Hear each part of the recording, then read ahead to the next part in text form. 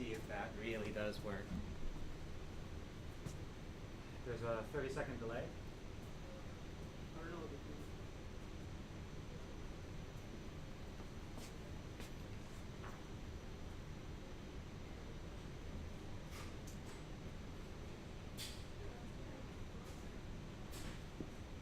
Oh, hey, Amade. Hey, Ruth. Hey, how are you, Laura? Something's good. When you send out the, she did send out the YouTube, right? Did we get it? Fine, how are you? Yeah. Did Bruce send us the YouTube thing? No, because we didn't ask to be. Oh, because, I might watch from my office.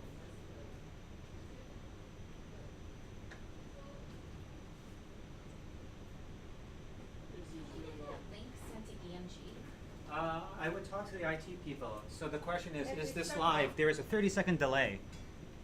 So if you ask a question, you'll have to wait for an answer. Link to EMG stuff. I can do it from my. Yeah, if you wouldn't mind, just send a hold of AMG staff the link. Okay. Did you send it to Crystal? Yes. Once it runs, You sent it to Crystal though, maybe I can. So SimC workshop seminars.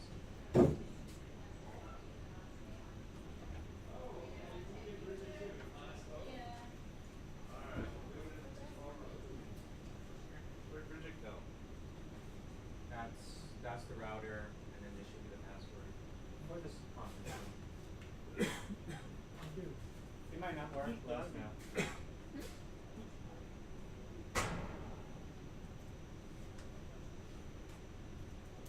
Slides will be up. That's about it. Are you got that? Sure.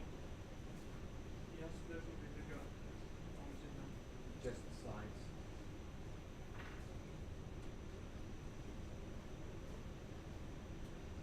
I got the link, thank you.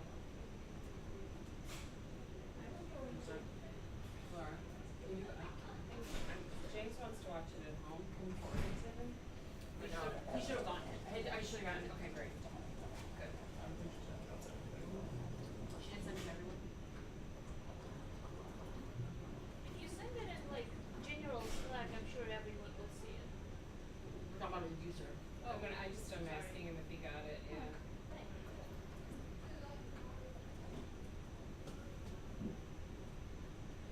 But if they go to the YouTube page, it Should be on the users page. should the YouTube page. YouTube page. Okay. SEMC or what is it? Yeah, what's the YouTube page? I think it's SMC then. And Ruth, I'll just go ahead and forward it to you. Oh, are you sure? Yeah. Okay. Yeah, he's got it. He says he got it. Okay, good. Okay. Yep. Yep. Thanks, Laura.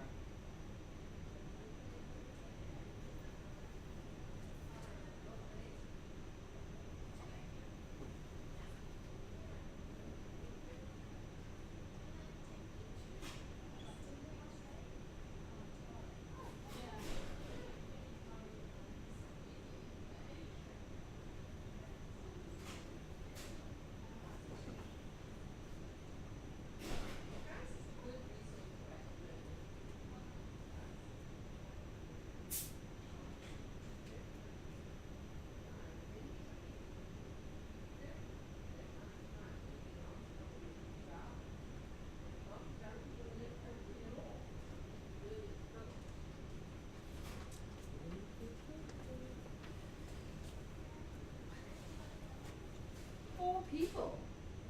You're the lucky people get invited to the barbecue.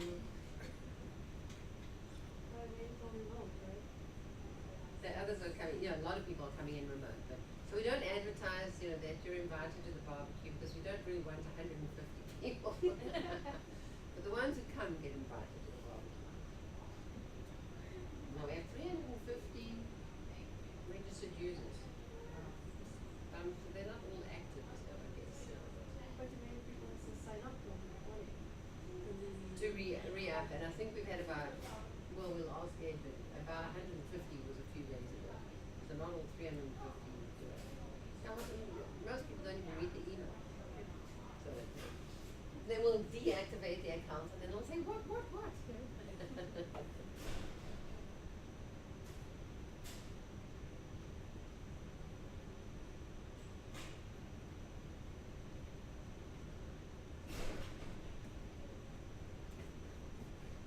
many people did we have re-register? Online? On the order of 140. Okay, still about 140. Of 350 that we. Yes, so we're shy of half compliance. Well, they might just have moved on. I don't know. No. Well, they'll get deactivated and we'll find out. Yes, we'll find out at that point if they want to be. You want this kid, don't you? Well, I won't take either. I'll be in a different location.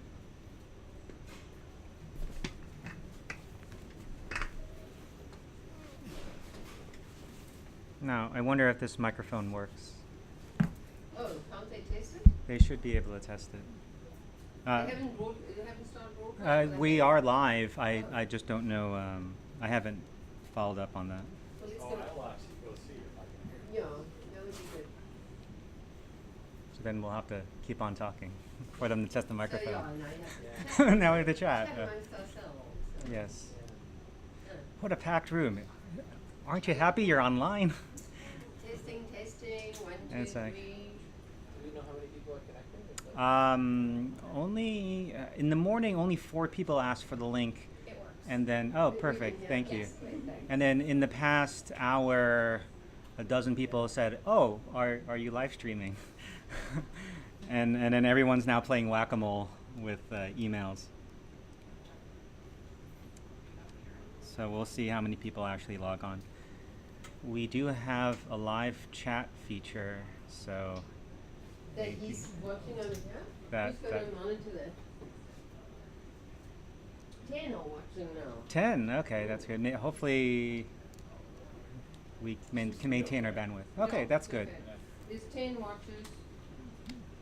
So, wait, somebody needs to keep an eye on, let me see if I can do it on here, on the chat. Does everybody see the chat or only this?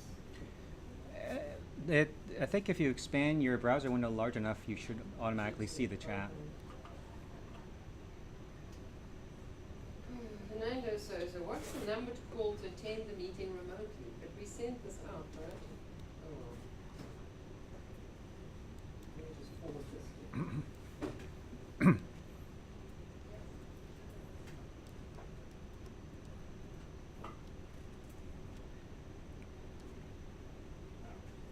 What time are you going to start, Ed? Well, it is 2. Are we on I would just on go for time? it, but, Well, then we'll start, so we're on time. So for those online, there's a feature to display the room, and you can also display just my screen.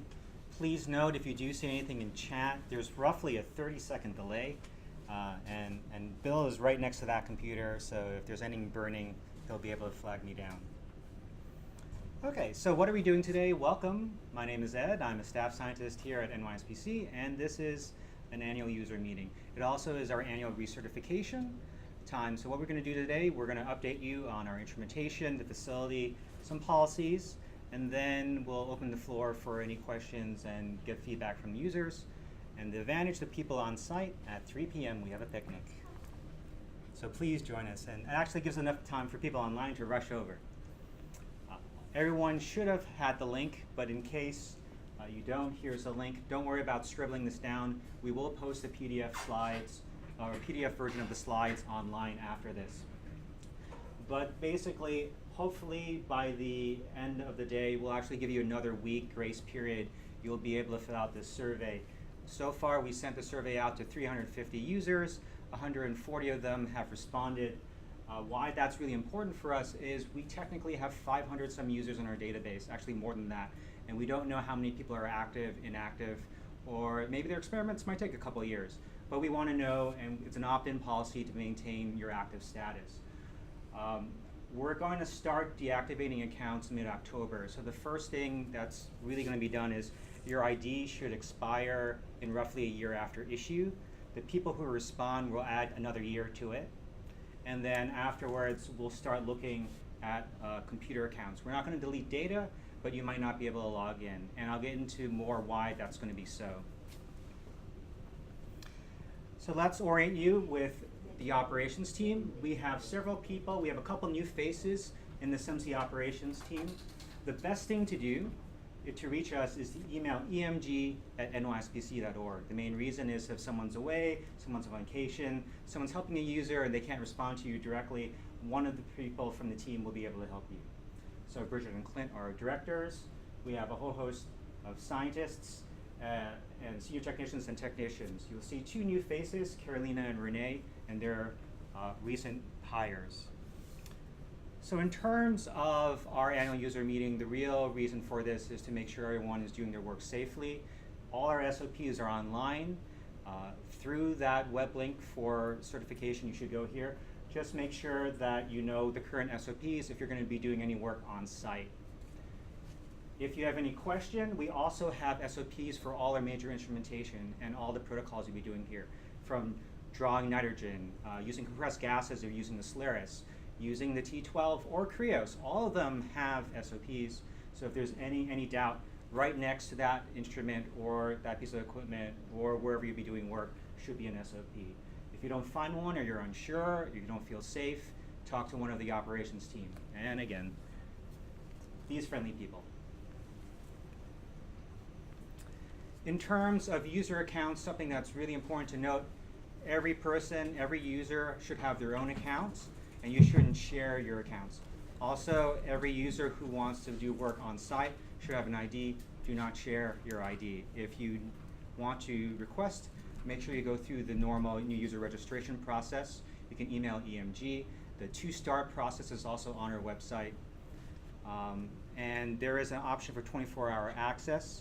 The three requirements for 24-hour access again, you have to have a C14 from the FDNY, you have to attend 24-hour access safety training, and that can be fulfilled during our monthly new user orientation. I didn't say this, but every Tuesday, the beginning of the month, we have new user orientation, so we have at least 12 per year, if not more. And then the last thing for 24-hour access, 2 staff members at different times must certify that you're competent in doing the work. So that could be a plunge freezer to a Krios. And you have to test per instrument. So there are people who are certified 24 hours on a plunge freezer or Krios, but may not be certified to do both. And they might be certified to do everything. You never know. So, but do test per instrument. Safety is very important. You might notice now if in our negative stain area, we have a shield. We want to contain it. We do work with some urinal stains. And most recently, you might wonder, we have 2 new hires. How proficient are they? So our 2 new hires are Carolina and Renee. This is their 3rd negative stain grid. This is their 1st cryo grid. Next week, we have an Appian workshop. We'll train them Appian, and we expect by the end of the month, they'll be solving sub-3 angstrom reconstructions. So that is our training program, and we're very highly motivated, and we hope that you'll be quite satisfied with their performance coming up. In terms of instrumentation, our instrumentation profile is quite the same as last year. I do want to point out that any data from any of our microscopes will go up into our Leginon Appian web tools. And if you use any of our TEMs, all that can be controlled through one user interface, and that's Leginon. And I'll get into more about that. So why are we going through this process of user recertification and opting in? So the truth of the matter is that we have 1.4 billion records that we're hosting through our Leginon Appian web interface. So many of you have collected data here, and you'll realize that as you're doing data collection, on the fly, we host all those images, and that's been quite useful because collaborators can work on projects. They can be on-site, they can be remote.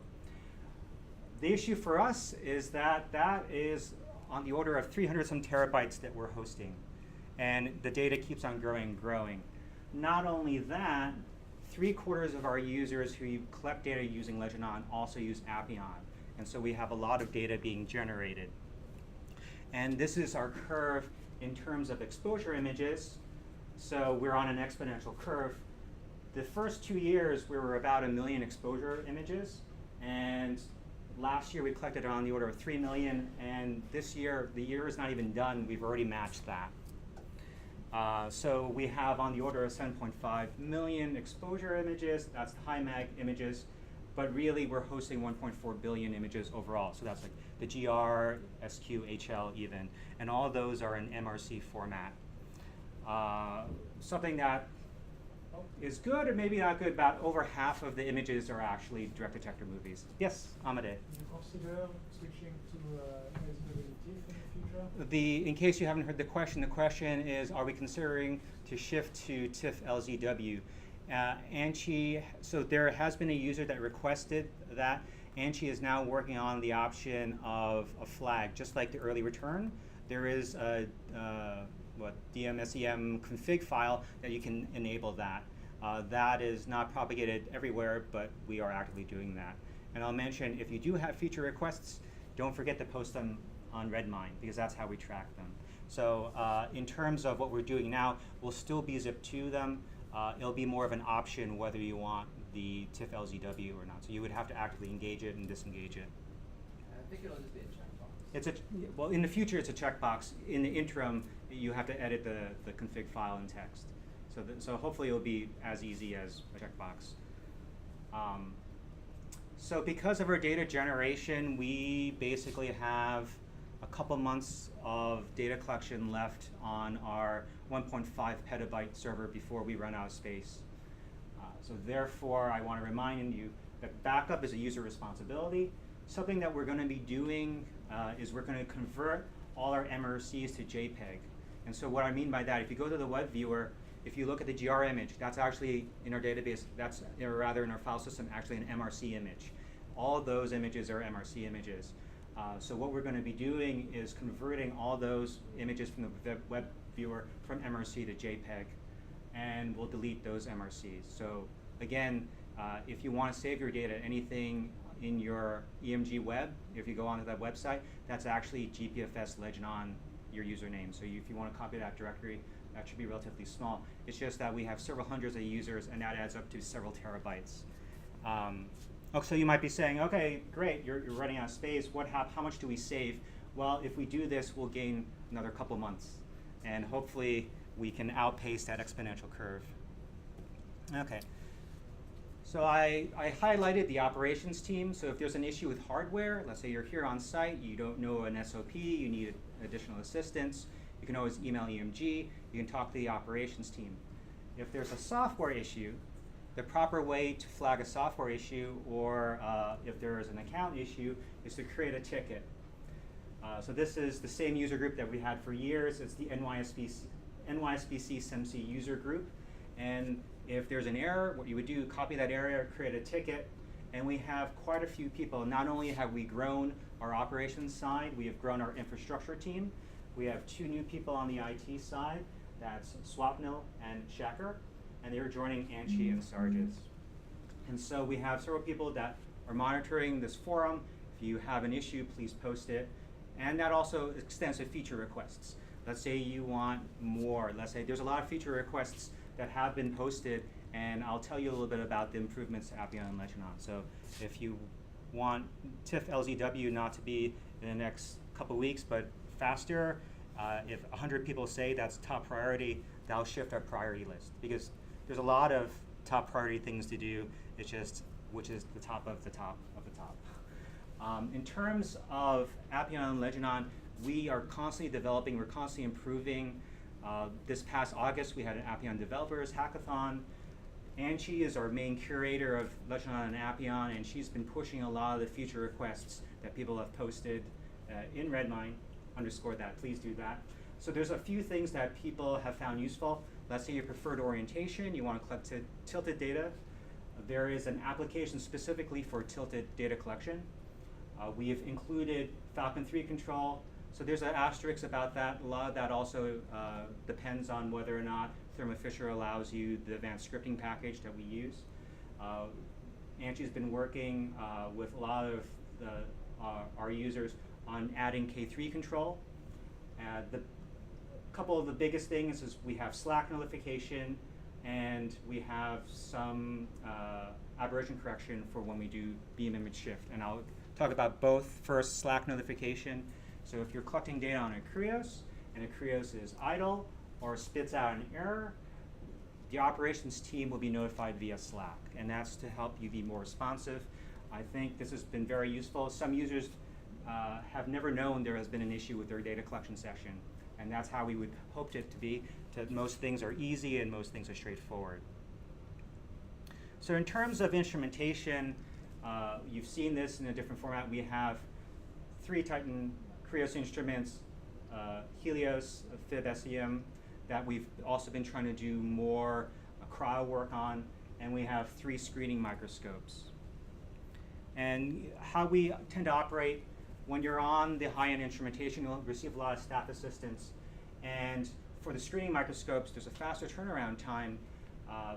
There have been a lot of successful users. I believe in the past year, a half a dozen users have been trained to be independent, and they can work off hours outside, holidays and weekends. So we have a very good training program in case, let's say your research is hitting a barrier and you need more microscope time. We can help you get trained and independent, and you can access more time on those machines. However, if you look at the schedule, it is quite booked out. And what has been disconcerting to us is sometimes people book a session and they're late a couple hours, or they book a session and there's a no-show.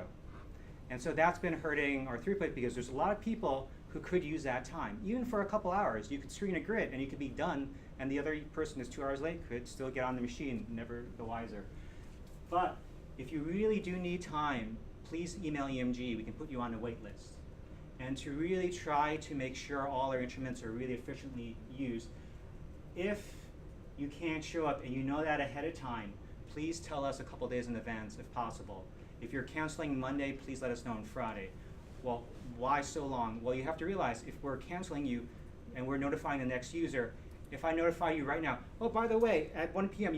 we can give you T12 time, rush over, and then they come over at 5 p.m. and the day's over. So ideally, we give them enough notice that they can come. So just be a good neighbor, be cognizant of, yes, things happen, emergencies happen, let us know. We were quite understandable. We want to make sure that if you have to cancel, that we can put another user on the instrument. Okay? And that's really what these policies are. They're also online, and we do cover them during the user orientation. A lot of interest has been done or put on Krios use. A lot of people might want more Krios time. We do have rapid access. There are 2 types of rapid access. There's moments notice rapid access and scheduled rapid access. What that means, moment notice, means that you have to have grids on site and contact information, because we might call you literally moments notice, like, oh, we put your grids in this morning, we're starting to collect, better rush over. To scheduled rapid access means, oh, we know next week someone canceled, we'll call your IR up and we'll say who's next on the wait list, and then we can get you on. So this is rapid access. This gives you actually more lead time. This means you're ready to go literally at a moment's notice. There's someone in the room that has benefit from moment's notice, and you can always ask that we do give rapid access out, and it does work out well. This has also been something of a bit of confusion, our grid layout. So we, since 2002, had a very particular order and standard on how we number and label our grid boxes. So if we have a normal Thermo Fisher compatible round box, and we have a notch at the 12 o'clock position, go clockwise, and this is how we number 1, 2, 3, and 4.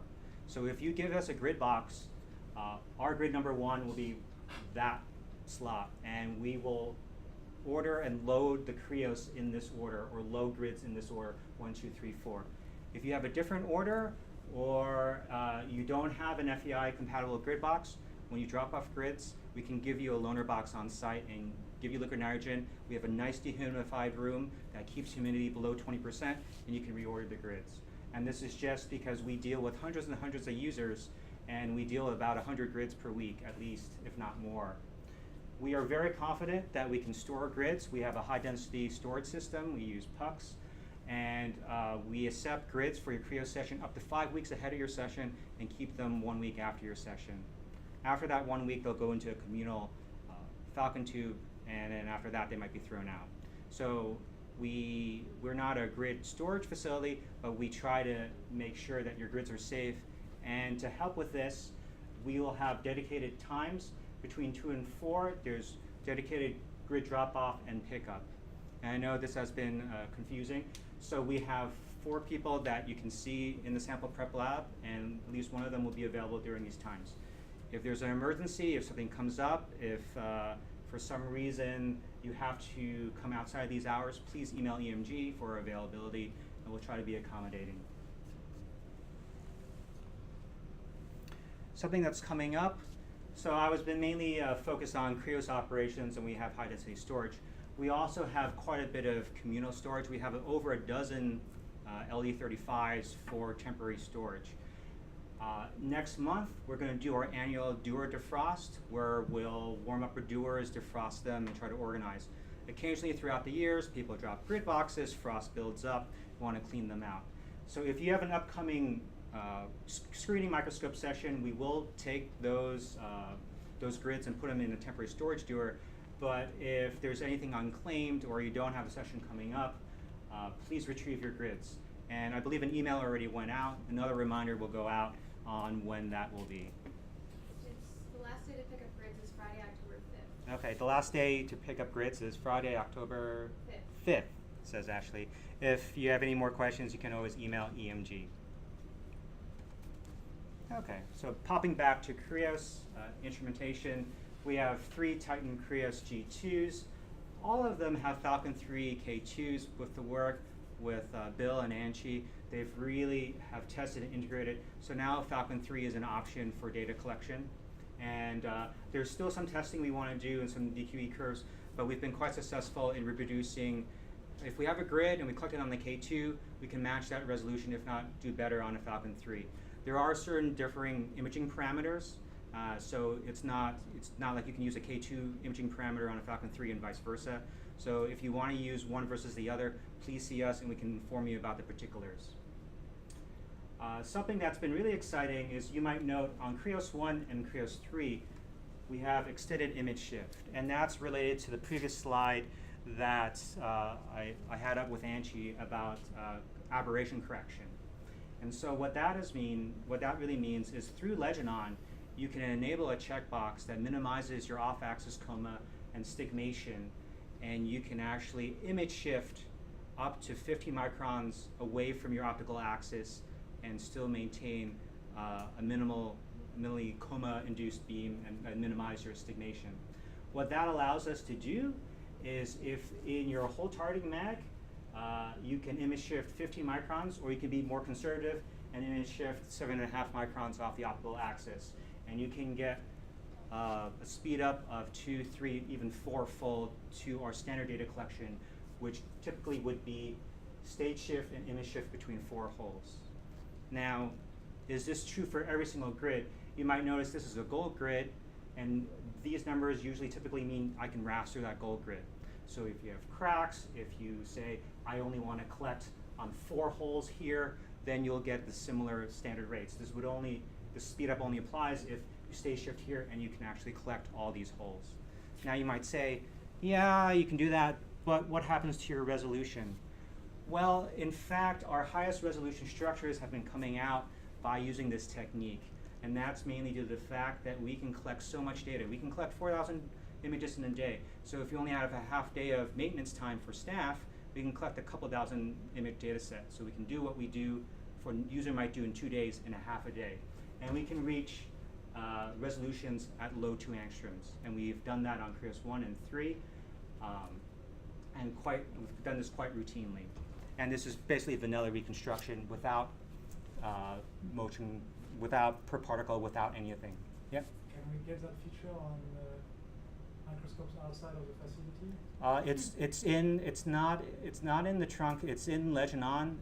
What you would need to do is a matrix calibration. So it took Bill basically a full day of matrix calibrations because you have to empirically determine what your off-axis coma would be as you further go out, and it's quite dependent on your alignment. So yes, you can. You just need to be able to have a lookup table to actually tell the microscope how to beam tilt to compensate your image shift, and also what to do to your objective stig to compensate for the stigmation introduced. Something that it will not be corrected, you'll actually also add a third thing, which I didn't mention, a defocus. And hopefully by CTF estimation, you'll find that. That makes sense, right? If you tilt longer and you're actually not targeting on your optical axis, you're targeting over there, not only do you introduce aberrations, but your defocus is actually different. That'll be added back. That calibration will be done soon. It'll be Yes. added. So we're going to try to do all 3. So it was a long answer, but yes, but the caveat is you might have to spend a day with a cross grading on the grid initially to get that matrix calibration And then once that's in Legion, that's fine. And then if you change your alignments, though, then you'll have to do that recalibration. We do that routinely, so now you know how much work it is for us. So just to prove the point, like, okay, if we're low twos, do you see what you normally expect low twos? Yes. And so a lot of our member institutions might be wondering, like, well, we're actually getting high-end instrumentation, we're getting K3s, we want to start testing things.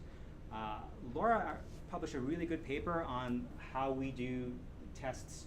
We have several different test samples on a wide variety of ranges. We don't use one test protein. We actually use multiple test proteins, anywhere from 4 megadaltons to 150 kilodaltons, depending on what we're doing.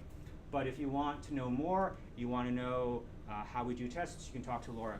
But the trick is, for our tests, we do our workflow tests. So in a day, if we do a plunge freezing, if we do an alignment, load the Krios, do a data collection, can we actually achieve sub-3 angstrom reconstructions?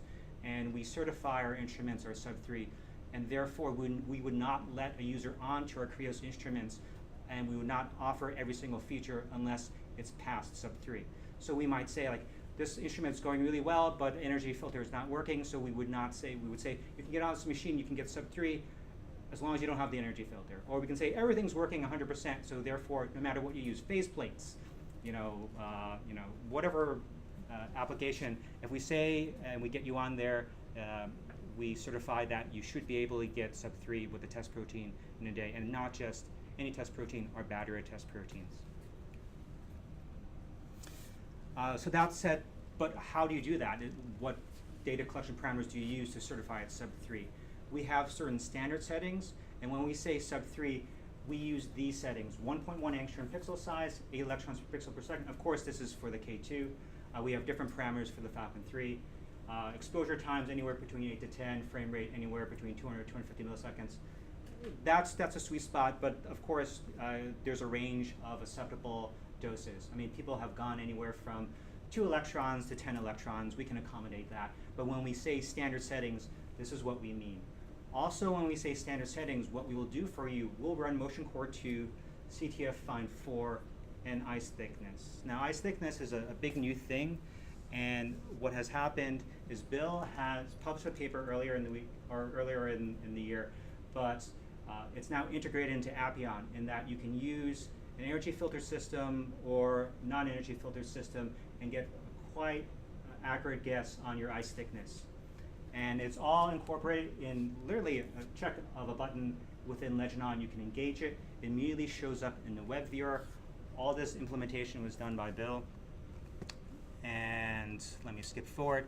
And what people have found useful in that, if you look in your reports, you can see a trend between the relative ice thickness, and a lot of people use automated hole targeting. You can input certain thresholds to target a sweet spot for ice thickness. You might say, within this ice thickness, I see the best particles, highest quality particles.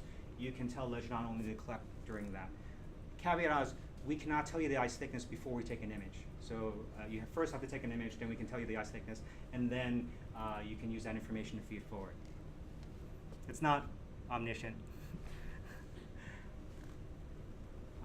In terms of our data pipeline, this is also another thing we want to clarify. A lot of people doing Krios data collection had questions. So when you're doing data collection, you're using our computation to run Legion. We also have a web portal.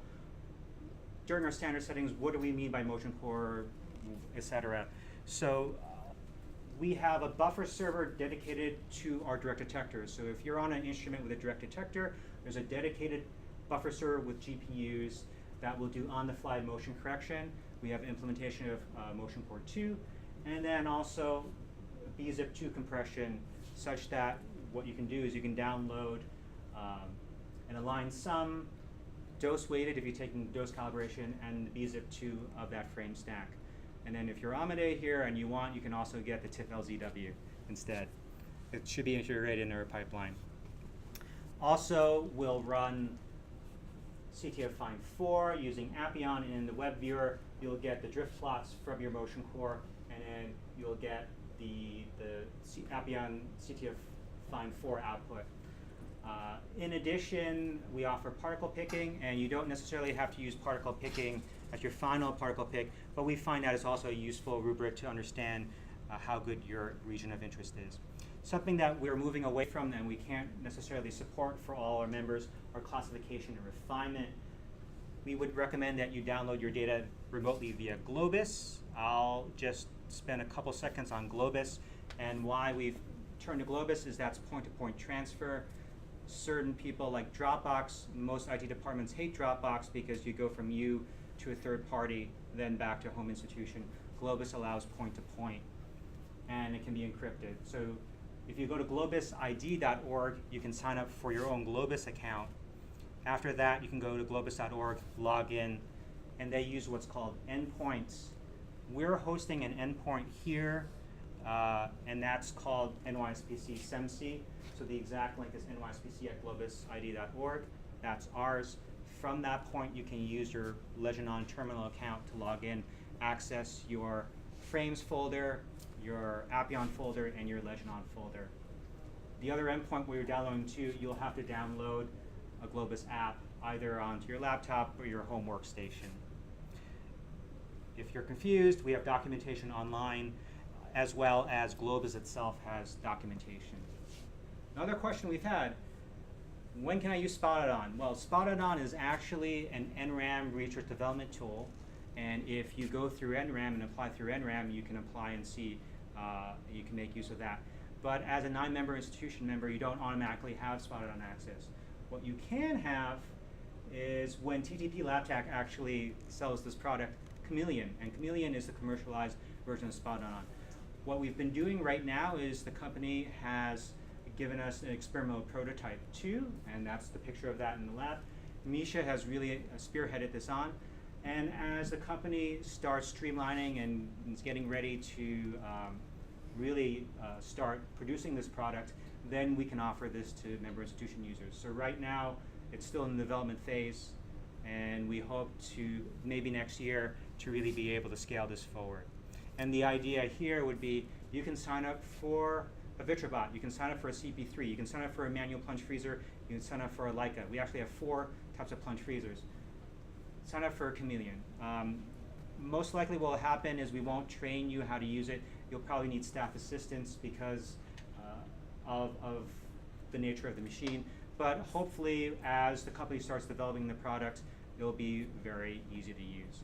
So I'll say that we are not the company, we are users. So we don't know the time frame of the company's product or what features they want to add. But we want to be able to bring automation to sample preparation and greater reproducibility. So that helps us and it helps you. Okay. Training and education is a big thing. There are a lot of new people into EM. We offer a whole host of training programs. I want to point out in January we'll have an EM course. And at any time, if you have questions, you can email EMG and set up appointments. That's either Tuesday at 3 or Thursday at 3. And that can be an open forum for discussion. We can talk about your project directly. It's really an informal forum that we can help you as best we can. In terms of computation, we are starting our Appian series. Next week, we have Appian Part 1, that's the basics. Appian Part 2 is in October. Something really interesting, we will have a Legion workshop specifically geared for Creo's data collection. That's occurring in November. And our tomography Appian workshop is in December. So please make use of it. Go online, register. And the last thing I'll say as wrapping up, you may be aware that there are national centers for cryo-EM coming up. The national EM facility that was already in existence is at the NCI in Bethesda. The 3 that I'm referring to is the one here called NCCAT, the National Center for Cryo-EM Access and Training. There are also a couple other sites at OHSU in conjunction with Pacific North or PNNL, and also with SLAC. So what does that really mean? In terms of NCCAT, that will be housed in an extension to NYSPC. This is the existing space. We already are starting to prepare for construction, but over the next year, we'll have an extension for NCCAT. We do not believe this should impact operations at all. In fact, when we were installing Krios 2 and 3, we were collecting on Krios 1 to sub-3 angstrom reconstructions and jackhammering across the hall. So we have high confidence in that this construction should not impact high-quality data collection or any of the operations here. But you are also welcome to apply to NCCAT, and we are open for proposals. So here is the larger SMC family. The top row in particular are people in the operations team and people in the IT team most directly here to assist you. And we're open for questions. So any concerns, anything that people would like us to expand more upon, everything straightforward? I have a super practical question. Yeah. What will the access to the building be like during construction? Construction, all the construction is happening out there. So until they break that wall to make a door next year, there probably will be nothing but just some muffled clanging. So the front entrance is still the front entrance. There should be no impact in terms of work, or if you want to get on a Krios or plunge a grid until they start. That might just be half a week of work or day of work. Ideally, things might change, but that's all as far as we know. We're not going to do anything extensive in terms of construction. It's a lot of moving earth, but since fortunately all our high-end instrumentation are on concrete plinths to bedrock, and on top of that concrete plinth is an active vibration cancellation table. So that's why I mentioned, yeah, you can jackhammer across the hall and not have any problem. And we have acoustic dampening, so unless you're banging literally on the microscope, you should not feel much. Actually, in response to that, they're gonna start construction on the sidewalk at the end of this week. Yeah. Which means that sidewalk walking up to the building is gonna be gone, so you walk through the parking lot, up the stairs, and then through the building that way. How about coming from St. Nicholas Avenue? Do you guys know That shouldn't be affected, That shouldn't right? be, not That's that the I'm back aware end, of. so. I mean, we walked in there this morning, so it's up to the construction workers. Whatever they feel is a safe work area, that might expand or contract. But in terms of entering it won't affect that at all. Business as usual. We'll keep on going. Okay. That's it. Any other questions? Is it everyone's ready? Well, you have to wait a half an hour for the picnic. So then you'll have our company until then. Okay, so we'll post the slides online, and if you have any questions, you can always email emg@nyspc.org. Unless it's an IT ticket, then you post it in the NYSPC forums. Okay, thank you.